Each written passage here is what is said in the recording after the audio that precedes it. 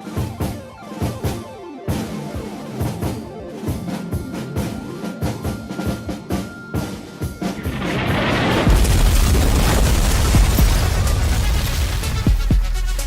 to Politics Done Right. I am your host, Egberto Willies. This is the progressive program that will take the mystery out of politics. This is the program that will encourage you to make sure government becomes we the people. Whether you are liberal, conservative, or otherwise, you get to air your point of view. Remember, you can also send me a tweet to EGBERTOWILLIES. That is, at Egberto Willies. Let us engage. It is politics done right. 1, 2, 3, 4.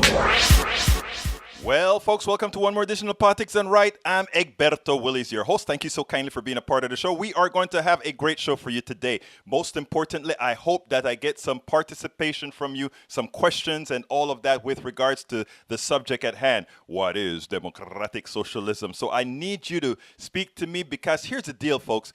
I tell you what, we are going to get into the program. So here's how I'm going to start the program. I'm going to bring up the program, start it.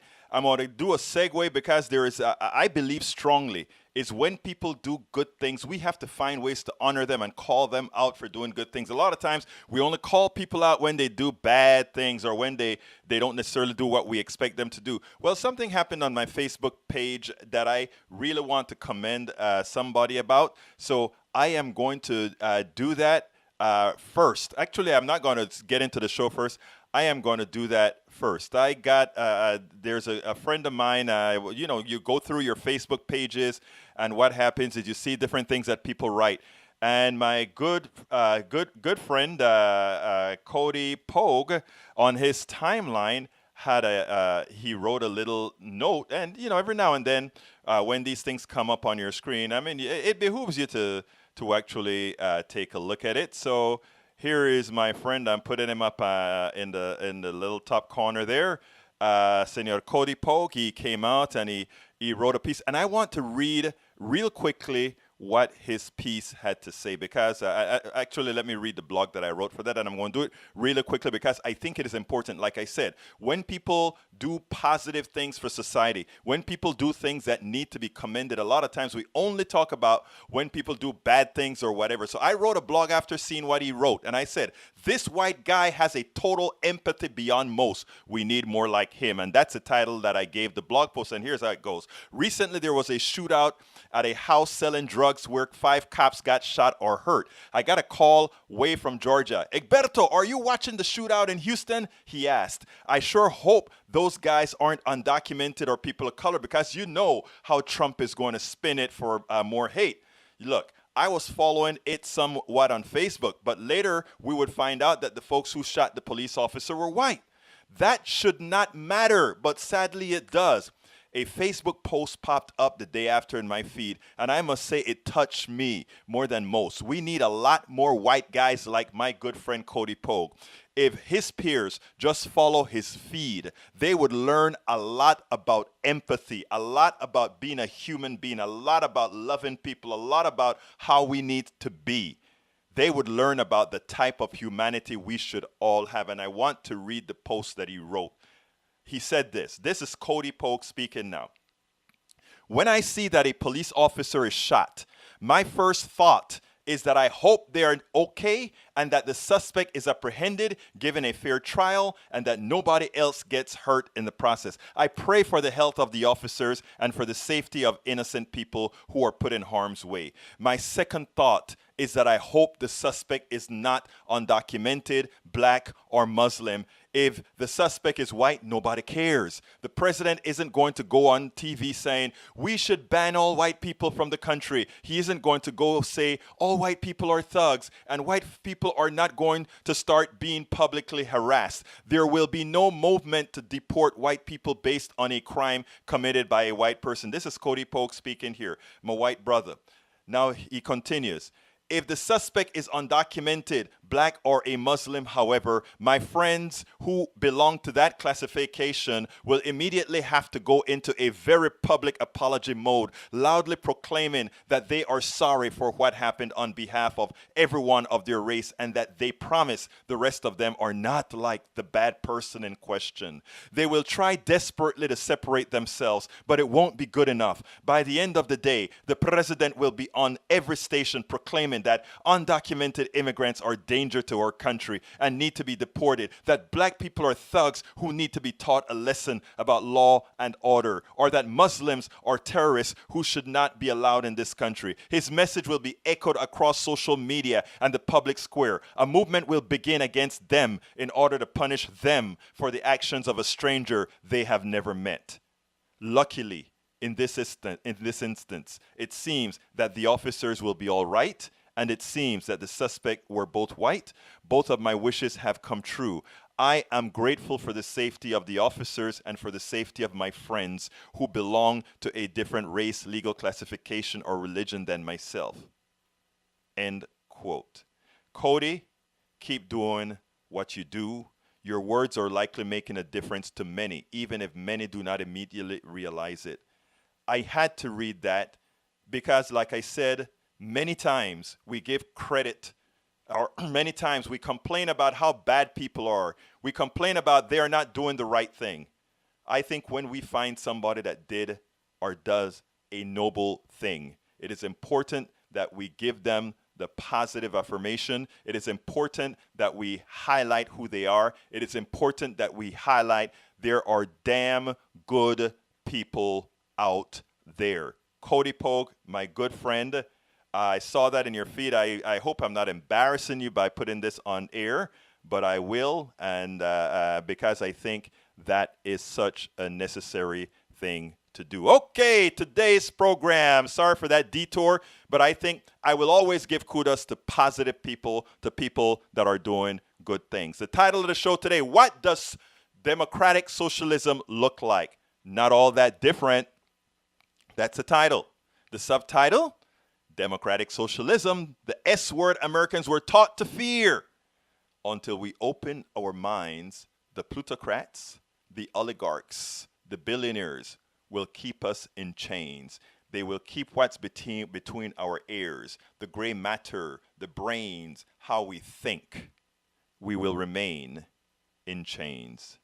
Earlier today, I appeared on the Tamara for Georgia program. She has a program every Friday. I think Central Time, it's 10 o'clock, Eastern, 11 o'clock. And every week she gives me a little spot to give national news on her show. And so I really enjoy being there and just kind of being somewhere else. I think we all should commingle in this progressive space to make sure different voices get heard. So again, I don't have her linked right now, but I'll fix the link later on in the program. But one of the regulars on the show, Robby L, Caban, a millennial, later on she told me, I checked to say, hey, are you a millennial or a Gen X? So she went ahead and did her own research, and I have in a document here she's a millennial. She says she's a Gen Xer. So she did not understand why the word socialism was so feared. She asked me to explain both democratic socialism and communism. I did not have enough time on the program as I had to prepare for this one. I finally decided to scrap the program that I intended to do today and instead have a heart-to-heart with you on what democratic socialism is, our vision, many of our vision. Now, these things always, they're different on the fringes for different people, but in general, I want to explain what I see our transition to a democratic socialist state is. And what I mean is, people start to, because we have been so meant to fear that S word, it's nothing like what people thought. It's not Russia. It's not Cuba. It's not any of these things. It is actually what sometimes I call the democratic socialists give me hell when I say this. I call it capitalism with a heart. But They don't like, they abhor capitalism as much as I do, so much that they don't even want to use that word capitalism. But I call it, to relate to others, I like to call it capitalism with a heart, or capitalism with a conscience. A lot of people like to call it more regulated capitalism. Regulated capitalism, isn't it? Because you need, it has to be more than regulation. It has to be something. I really hate to, not hate to say, but it has to be something from the heart. So what I'm going to try to do today, what I really am going to try to do today, is I'm going to try to give it some context. And what I would love for is, I would love for people to call in or write in, and let me go ahead and put my put on my chats here, because my universal chat, because right now we are on Facebook Live, YouTube Live, Periscope, as well as Twitch. So what I try to do is, I got this application that's a messaging app that work for all of them. Now I can't answer on Facebook for some reason. They don't allow reverse direction. They allow me to see the things. I can't write back to them. Of course, I can write back to all the folks, however, on the other platform, YouTube, Twitch, all that good stuff. So right away and ask me anything you want as we are proceeding with this. But right now, we in America, except for Social Security, Medicare, and all of that, which are socialist programs, right? We have a strong capitalist base. Even those programs are as expensive as they are, because it is occurring in an unfettered capitalist structure. What do I mean by that? As an example, if you go ahead and you attempt to buy drugs, meaning if you want to buy the drugs that you live on, you pay a hefty price because you're purchasing it in. Let me back up here. It looks like somebody says, Barbara, welcome aboard. Barbaras Verbulis, Kathleen Morgan, Sally Salas, welcome aboard. She says, and I want to read this one now instead of later, because I want to talk about it in her context. Barbara has an interesting statement. She says, America is already a democratic, socialist, and capitalist nation with 75 social programs. We want an additional 2 programs, healthcare and state college. Actually, no, we want a lot more than that, Barbara. And I'll explain what I mean by that. Right now, our economy is really rigged. Completely and entirely rigged. Let's see, there are 4 people on YouTube here, but no one else is speaking. Hey, guys, well, you can start them speaking, Clive, and get them moving. What happened is, we just started with YouTube, Periscope, and Twitch. So we still have to build a bigger audience there, and we will with time. Over time, all of this stuff builds up. But anyhow, right now we have a completely capitalist structure, and even though we have Medicare, Social Security, and all these things, the capitalist arms are continuously, our tentacles are continuously manipulating themselves into these programs. Let me give you a good example. Alexandria Ocasio-Cortez did a great thing in Congress when she interviewed some professionals about how our drugs come to pass, okay? And how do our drugs come to pass? The government goes ahead and they spend some money to invest in studies, to invest in research at universities. These universities discover compounds and they discover things that work.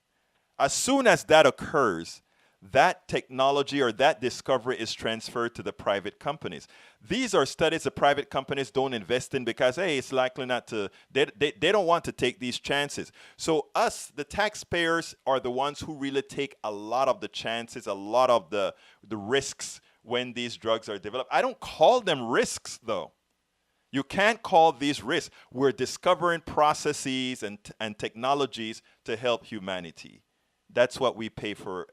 But anyhow, it is then sent to the private companies, and then they make a killing off of it. Large profits. They steal by inflating the cost that they charge us for drugs, etc., etc., etc. How do we mitigate that? So as I'm saying, the tentacles of capitalism are deep even into the social programs that we have today. In Medicare, We have straight Medicare, and then we have something called Medicare Advantage that is much more expensive than basic Medicare, but the government offset it by paying more for Medicare Advantage. But Medicare Advantage is private. Medicare is run by the government. As far as the persons are concerned, it's Medicare. So, and every year Medicare Advantage gets a lot more people. Once it passes 50%, you know what the government is going to try to do, assuming that it's a conservative government, they're going to try to privatize the whole thing, and then you'll start to see the differences. But anyhow, so the idea is that even our social programs, Medicare, Social Security, all of these guys have been infiltrated by the tentacles of capitalism. So what would a democratic socialist system look like? As I said, not much different. Okay, let's say, hey, can you please go on Instagram and type Leah Pound and show your options, please? I don't understand what that means, but sometime I imagine you're going to tell me what that means, my friend on YouTube. Okay, so exactly what do we mean by that? And folks, if you're listening or you're just coming in, please share on Facebook, please share on Instagram, please share on YouTube, please share on Periscope, please share on Twitter, everywhere so that people can get this. So what does a democratic socialist state look like, or what is democratic socialism? Democratic socialism pretty much says the following: the things that are better done by we the people will be done by we the people. That, you know, the necessities. I don't mean, look, we the people can develop software, but it's not prudent to have that government develop software. We the people can build homes, but it's not prudent for the government to go into the home building business. Let's see, which Democratic candidate do you think will take on the rig system? The only person that I see right now that would take on the rig system is my friend in Massachusetts, and that is Elizabeth Warren. I don't have faith so far in anyone else based on how they're speaking. Right now we have Elizabeth Warren talking like an unabashed progressive who wants to go after the billionaires. I don't hear anybody else saying they want to go after the billionaires. And I think until you specifically say you must go after the wealth of the wealthy because what they have is unearned gains, we haven't started the conversation yet. But anyhow, so let me continue with what the democratic socialist state should look like, in my opinion. So anyhow, right now, as I said, the tentacles of the capitalism is everywhere. We must, as a society, decide what parts of our society we want controlled by we the people. And then we have the other part of society that we say, let that be in the free enterprise system. In other words, it goes as it goes. If you're successful in it, you make money. If you're not, you fail. We want to have that system, and it should be divided. So we decide as a people what we want to be covered by we the people, and what would those be? And hear this correctly, please. Healthcare. We want healthcare paid for out of our general fund. We don't want bastardized insurance. The only reason to have insurance companies in healthcare is to manage risk. But if we do not have to manage, when we say manage risk, what it really means is this insurance company has to make money for its shareholders. So therefore, when it collects your premiums to pay the bill, it has to go ahead and say, okay, I only want to get healthy people so that I can ensure that I won't have to pay out too much of what I take in and take that money away from the investors. That's not how it should work. Or now that everybody has to be accepted into care, it means that since we have to have a guaranteed profit, that the government allows them to have X amount, up to 18, I think, percent profit on your premium. So you give them money and they provide you the service and they can make 18%. Well, that's a rigged system when it comes to healthcare. And now if you're selling a car or stuff like that, that's not an absolute necessity, then it's fine. People can say no, but you can't say no to healthcare or you die. And that is what's happening right now. They say no to healthcare, people die. So here's what you have to do. And thank you for the comments, Clive Boyce and 6X9, Lawrence Sims, Sally Salas. So here's the deal. What we want is healthcare that must be socialized. And I'm not only speaking about paying the bill. In other words, all your bills come out of healthcare. I mean all the portions for profit in the long run. In the long run, and I'm not saying the transition has to be methodical because we have an entrenched system right now, but we must have a healthcare system that is highly efficient, not only highly efficient, but give the best care in the world because we can afford it. What does it entail? It entails folks going to, it entails us paying for the people who are able to be doctors, paying for their education. It entails, in the long run, transitioning hospitals to either nonprofits or some other model that's not for profit, nonprofit. It entails not paying managers of these hospitals millions of dollars, but a fair wage that we determine what it is. Because again, these guys that get millions of dollars managing hospitals, even some of the nonprofits today, are completely and entirely undeserving of these particular payments. So that is what it means. Now, again, in healthcare, it also means if private companies want to develop drugs, by all means, go do it, and you take the risk, and you can charge whatever you want for the drugs. If you develop it from scratch, be my guest. You can do that under free enterprise, and then we the people can decide if we want to buy that drug to solve problems within our healthcare model. But we have to remember, as Alexandria Cortez made quite clear when she interviewed on the floor in the session a few days ago, and proved that most of our drugs are developed with taxpayer dollars and then charged a fortune for afterwards, so that these pharmaceutical companies can make a ton of money, and that is what they do. Their profit margins are huge. Their return on investments are huge, and that is why so many people buy those stocks, because they sit at their pools, they do nothing, and they collect a lot of money. So therefore, my thing is, sure, if we start out developing a product in a university or whatever, and it's transitioned to a private company, sure, go ahead and do it.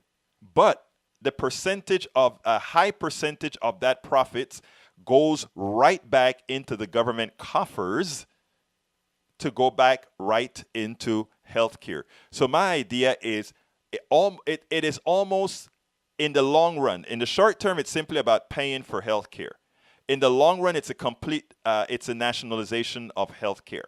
In the long run. For those who say, oh, it does not work, actually, yes, it does. It only does not work when a billionaire or a plutocrat wants to convince you that it doesn't, so that you will fear something that is more equitable. Remember, you are indoctrinated into believing that the free markets are there's something different. Look, an engineer who works for the government is no different than an engineer who works for private practice. A doctor who works for the government is no different than a doctor who works for a private company. So remember, the people that actually do the work are not the number crunchers. They just make the money. The number crunchers just make the money. They are not the ones delivering the intellect for drugs. They're not the ones delivering the intellect for curing or anything of that nature.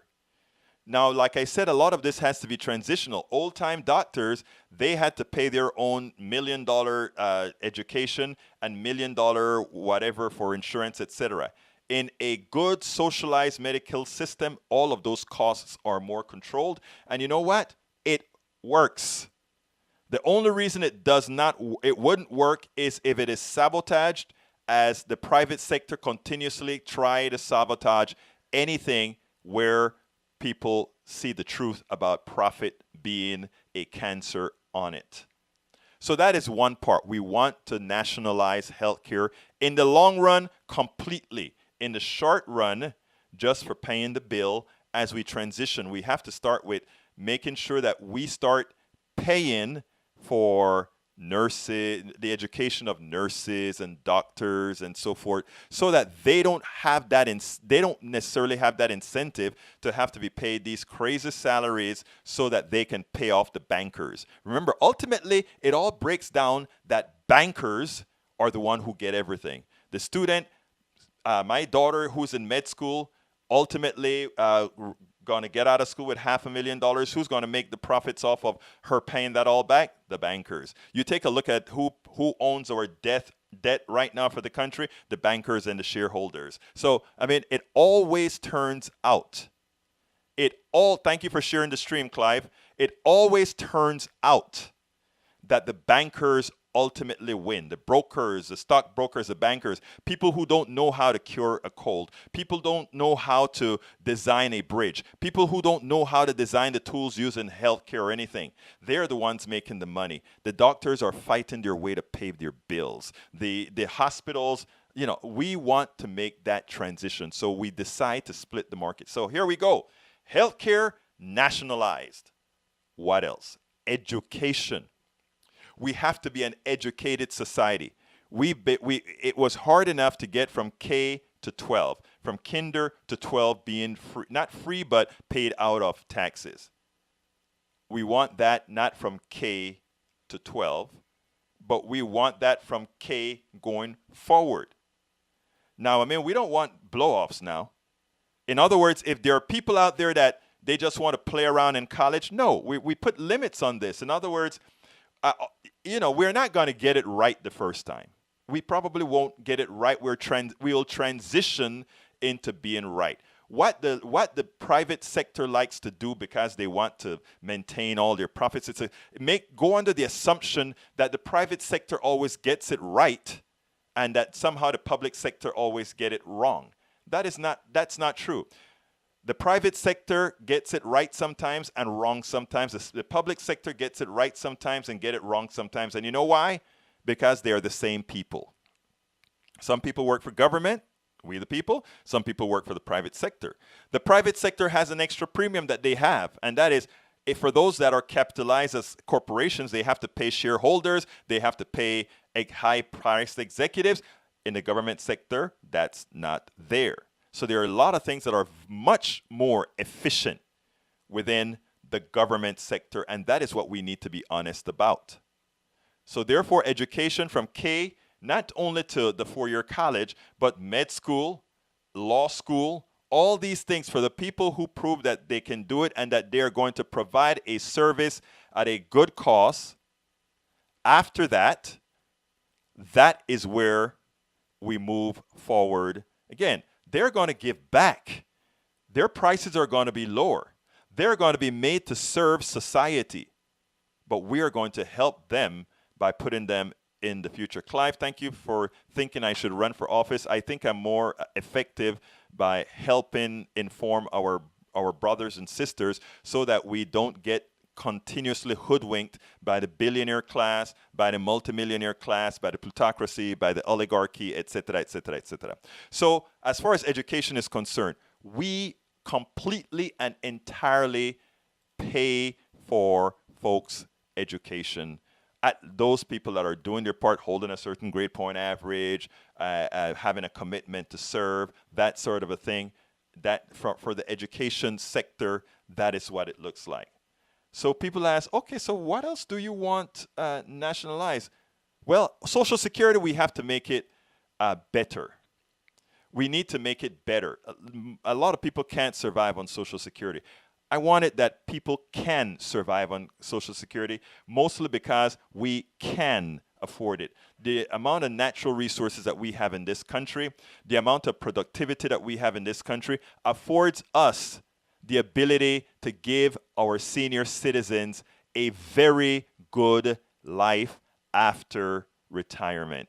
And we should want a society that have that. Instead of accumulating all our money to the top, we go ahead and we bring it down. Later on, I want to talk about scarcity and all that sort of thing, but I don't want to get there yet. But I'm talking, so Social Security, we want to make it better. As far as Medicare, we can forget about Medicare altogether because what we're talking about is nationalized medicine. Right now, we're calling it Medicare for all, but eventually, what we want to do in a democratic socialist world is nationalize healthcare. Now, for those first three things that I just mentioned, which are the biggies, those are the multi-billion-dollar costs. The question is, number one, will the life of the average person look any different with those changes? The answer is no. What is interesting in America today is that everybody suffers in silence. A lot of people suffer in silence. I have somebody that just came on here. Sally Sale says, I still have medical bills from before the ACA I'm trying to pay off. But how many people know that there are thousands, millions of Sally Salas with that problem in America right now? But they suffer in silence. With our new system, that's all gone. That's all gone. Because within the system, we would have to find some way to make those people who were pilfered by the plutocracy in the past are made whole. Because it's not fair that because of luck, you can be destitute, an illness that hits you that just by luck you got. And who knows, the illness you got could have been caused by someone in the plutocracy with throwing some benzene in the air and you being susceptible to it. So when they want to not take responsibility for any of this, because we are in a closed system, we don't know that your illness was not caused by a deficiency or something that the plutocracy did to you. You know, a lot of people don't, a lot of people don't realize that. We're going to talk about the military in a little bit as well, my friend Clive. So we talk about the three big areas now, right? We talk about socializing. Those three areas are now socialized. There's another area that I want to talk about. In 209, telephone number 209, I'm coming to you pretty soon, so stay with me. Energy. Anything that we must have to move around in society, we have to either heavily regulate under a democratic socialist state, heavily regulate, or we go ahead and have it controlled by some governmental entity. There is no reason. Look, we can have energy companies do research and development if they so want to do, but we must know the government, the Science Foundation and all of that in the government, they do a whole lot of darn research on technology. The internet was created by the government. The NASA, a lot of the technologies developed by NASA is government sponsored. You are the ones who pay for it. And then, because remember, private enterprise do not take on projects they think will be unsuccessful. And the easiest way to almost guarantee success is have the government take the risk. And then when you think it's going to work, you then take the subsequent risks. Yeah, you may fail every so often, but most of your times you don't. You see? When it comes to the oil sector, there are two things I'd like to say. If we want to have private oil companies digging in the ground and extracting oil, or all these energy companies doing that, fine, as long as we come to the understanding of one important thing. They can no longer gouge the system. If they want to charge $10 for gas, that's fine, because the profit generated from $10 is going to be so huge, it comes right back into the government. We will overtax that product, bring it back into the coffers, and subsidize the Americans to buy that gas. So therefore, we will have a controlling entity on it. We'll have a damper, a buffer, to prevent an arcane extractive system from being successful. Look, this requires a lot of management. But now we have supercomputers. So if we take out the corruption of the private sector, if we take out the corruption of the billionaires, if we take out the corruption of the capitalists, we can do it. The problem is, how do we start? We start by having the election of real progressives who are willing to take on these tasks. Let me go ahead and go to the phone right now, and then I'll come back with my narrative. Okay, 209, who do I have the honor of speaking with? Sally Salas here. Sally, how are you doing today? I'm hanging in there. Well, just existing in this economy. It's so funny though that you start to talk about the fossil fuel industry, which is one of the biggest parasites in this country today. Yes. And I just loved your analogy about the billionaire parasites, because that's exactly what's going on. It is important that we... And they... Go ahead, Sally. I'm sorry. Go on. Yeah, it is important that we see, Sally, that, here's what we do in America, right? We glorify certain sectors, we glorify certain people for a reason. Because if we put in your psyche that these people are better than you, Sally, that these people are more effective than you, Sally, that they are more intelligent than you, Sally, that they have more worth than you, that somehow they deserve it, then within our psyche, we start to feel, oh, it is okay. There's something inferior to us. We are not like them. So then we accept the crap.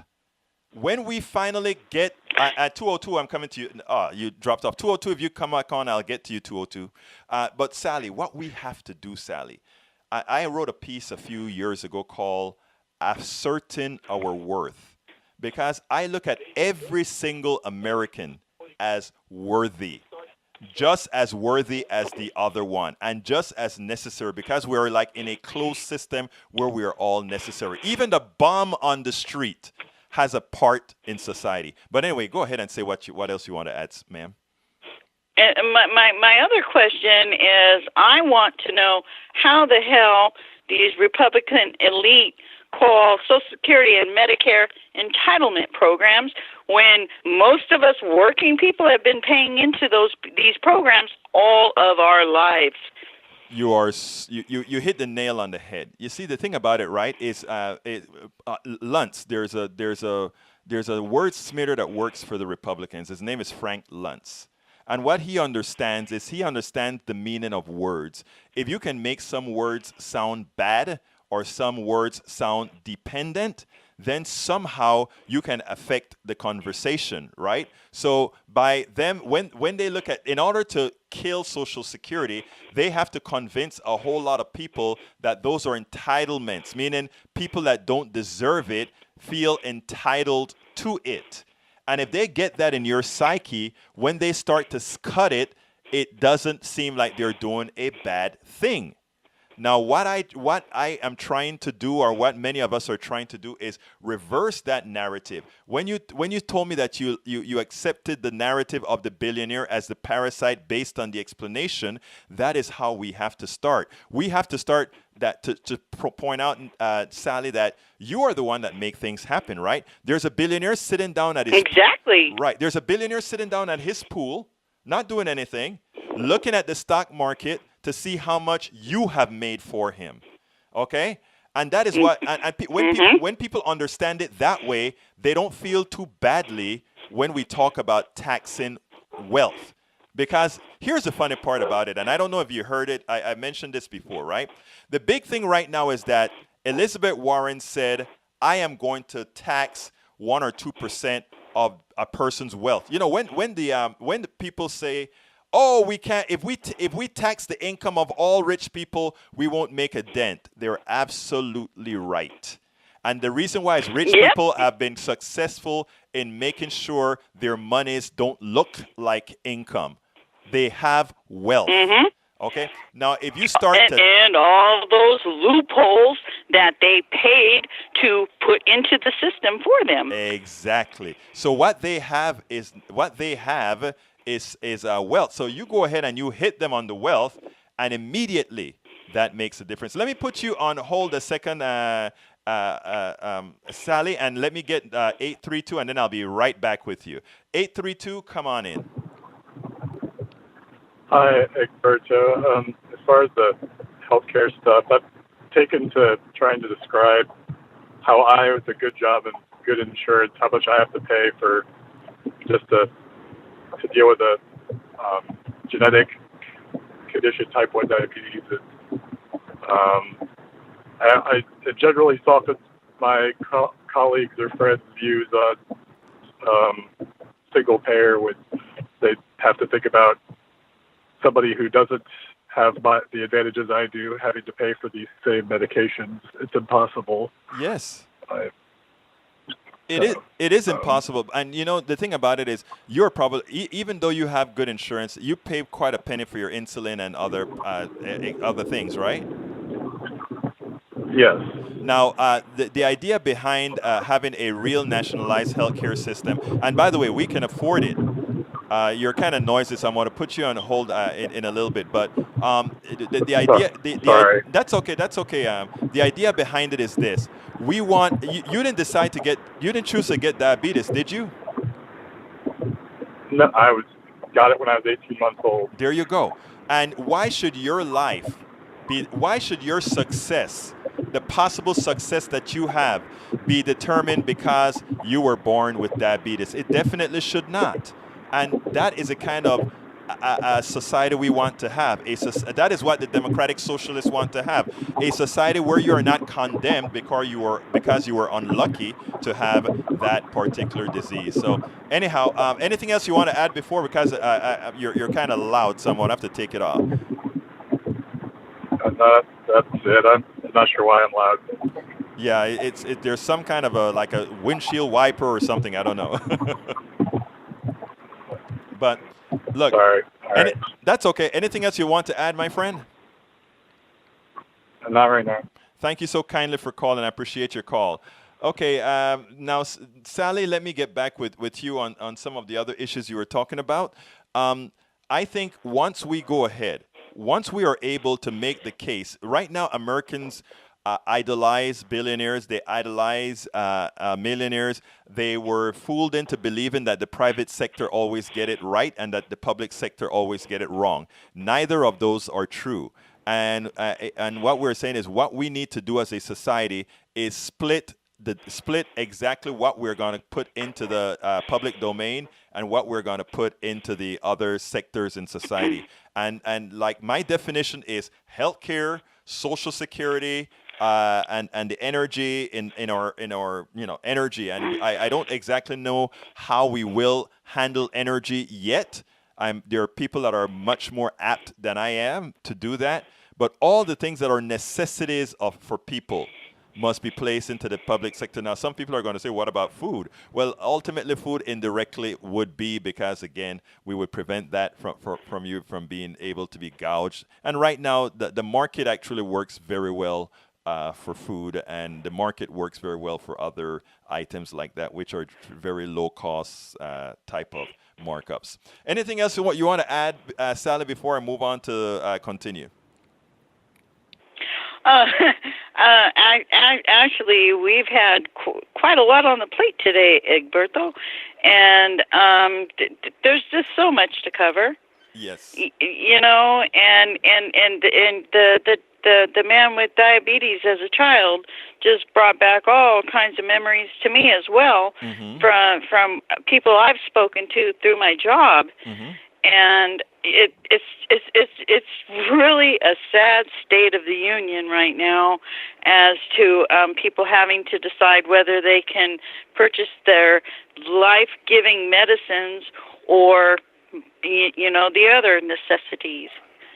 And we can do a lot better. And you know what? And that we are going to do better. Go on. We are going to do better. And one of the reasons that we have the show Politics Done Right and many other shows is that we want to come out. On TV, you're not going to have an hour dedicated to somebody willing to start talking about democratic socialism and also answer any questions from anybody. I'm willing to talk to a capitalist right now. I'm willing to talk to a communist right now, an anarchist. Anybody wants to ask me why I think this particular model is the best, I am ready to answer absolutely any questions that they have about it, because together, first of all, I'm ready to answer all the questions. I will not have the exact answer for everything because we're all fallible, but I can tell you one thing. we'll be able to get the answers together, and that is what it's all about, Sally. Exactly, because democratic socialism obviously works in other countries, and to me, the only people against it are the capitalists. Exactly. And you know what? A lot of people that think they're capitalists aren't. Very few Americans are really capitalists. They may like the word because of the fame that it seems to have. The power that it seems to have. I like that word, the power. But the reality is they're not. Most Americans right now are indentured servants. When you heard that 80% of Americans are living paycheck to paycheck. When you hear those types of things, then it shows you that what's going on here? We thought we were a rich country. Indeed, we are a rich country, but that's the issue. I need to make a quick stop here to do a plug for my book. Okay, well, I just have one more statement. Please because do. This is something I have been saying for years, and on this I will close, that the United States of America has the best illusion of freedom in the world. Wow. Let me tell you, it's amazing that you said that, because that is so true. That is something we've been talking about. That is so true. You don't have freedom if you don't have your health. You don't have freedom if you really don't have if you can't move from job to job because healthcare puts you back. You don't have freedom if you cannot hold on to your house. There are a lot of other things. I wanted to make a mention of something because we were talking about about taxing wealth before, and I don't want to forget since it just popped into my head, folks. Howard Schultz didn't mind that every American citizen who owns a home pays a wealth tax on their home called a property tax. But he doesn't want to pay a property tax on his stocks. He doesn't want to pay a property tax of anything else. Anything else you want to add, Sally, before we go? No, that's enough. I think I've said enough for today. Okay, great. If you ever want to say, I'm putting you back on the stack. If you want to talk, just push the number 1 and I'll see the thing come up. But before I go, folks, I forgot to do my plug. Please, I need subscribers to Politics Done Right. You can go to patreon.com/politicsdoneright. That is patreon.com/politicsdoneright for as little as $1 a month. But if you don't want to give these monthly things or whatever, you can always go to politicsdoneright.com and go ahead and donate to the program. Folks, let me tell you, we do a lot of work here. We do hard work. We travel when we need to travel to bring you the stories. This year we'll be going to Netroots and a few other conferences for our movement, to get our movement going. As a token of appreciation, those of you who subscribe will get to read How to Make America Utopia as I come out with chapters. Chapter 1 is out. I am behind. You can forgive me. You can give me a hard time for still being behind and getting chapter 2 out, but I am going to be working on I continue to work on chapter 2 on the weekends. The weekdays have been very difficult, but you are going to read it as soon as it comes out. Those of you who are members of, who goes ahead and sign up at the $1.99 level, you will be able to get that. So please go ahead and go to patreon.com, patreon.com/politics done right. Join the team, join the movement, because we are going to make, and we are making a difference. We turned along, all of us, not one person, not one show, but a lot of us, we turned Harris County not light blue, but dark blue. Folks, I don't ask you to do anything that I don't do myself. I am a subscriber to opednews.com, subscriber to dailycoast.com. All of these are liberal rags. Subscriber to the democraticunderground.com. Of course, subscriber to kpft.org, which this show is on kpft.org, it's on 90.1 FM in Houston on the airwaves on Tuesdays at this same time. I'll also subscribe to my local Democratic Party and a few other places that I donate to, because I understand, and that these are not a lot. I don't give a lot. I give tokens to each one of these organizations, because if thousands of us give little bits to all these organizations, then we can continue to do this work. This is not easy work. I'm producer, writer. If you take a look at egbertowillies.com, write those blogs, do that research, and at the same time, producer of all these shows and keep all the electronics together. It's hard work. It is between, and you can ask my wife, it's between a 12 to 18 hour day, 7 days a week. Because again, it's only at this point in time, it's only me. I need a producer. I need I need some help with doing some write-in, meaning checking write-in, that sort of thing. But right now, until we are able to build up our base, we can't do that. So what I ask you to do is to please go to patreon.com, patreon.com/politics done right. We can get this done. I don't know if you guys have seen, I have another book out called As I See It, Class Warfare, The Only Resort to Right-Wing Doom. That's a book that's been written quite a while back. But what's interesting about that book is I reread it a few weeks ago. And it is the same things, the same problems that we've had in 2010 are the same problems we continue to have now. It's still relevant, and it still gives you so much information of how our system really runs and how the system runs and what are the changes that needs to be made to the system to make it a better, to make it function. We first tell you all the bad things, of course, that makes it wrong. But the good thing about it is we also give a few solutions of what it should be. And of course, when we get back to how to make America utopia, that will be the culmination as far as from my thought process, what I think would work. And of course, it's not coming from me, it's coming from us all. The things that we say we want, the things that we ask for, etc., etc., etc. So look, today was a cursory description of what democratic socialism would look like. And on the topic that I wrote, I said, not much different. Because that's people's biggest fear, right? That somehow, if you get a democratic socialist state, that somehow they're the jails and they're being told what to do, and that's what when they perceive it as that. And the reality is, it has nothing to do with control of you. Zero to do of controlling your freedom. What it does is it gives you freedom. It gives you the freedom to get old and live a good life.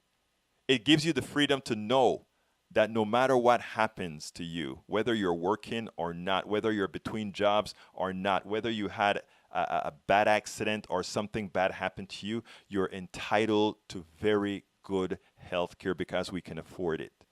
It also means that you are able to go to school and make yourself a better person. Anybody who can go to school and want to go to school, and in general it's a large percentage of the population, you know that as long as you go out there and do your part and that you're going to pay it forward, you're going to go to school, what I call pay it forward education, which means you don't pay to go, but you're expected to pay it forward.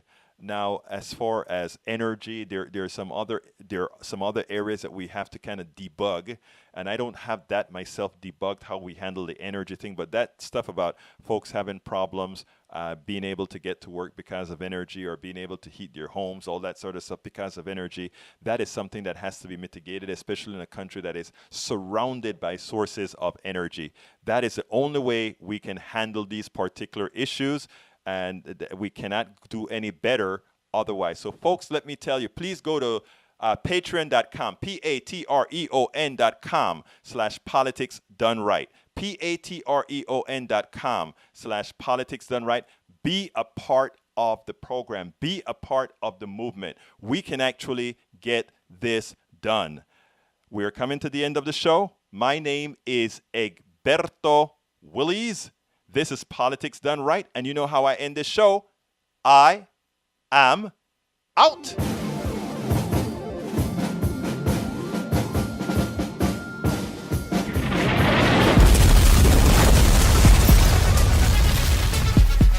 Welcome to Politics Done Right. I am your host, Egberto Willies. This is the progressive program that will take the mystery out of politics. This is the program that will encourage you to make sure government becomes we the people. Whether you are liberal, conservative, or otherwise, you get to air your point of view. Remember, you can also send me a tweet to EGBERTOWILLIES. That is, at Egberto Willies. Let us engage. It is politics done right. 1, 2, 3, 4.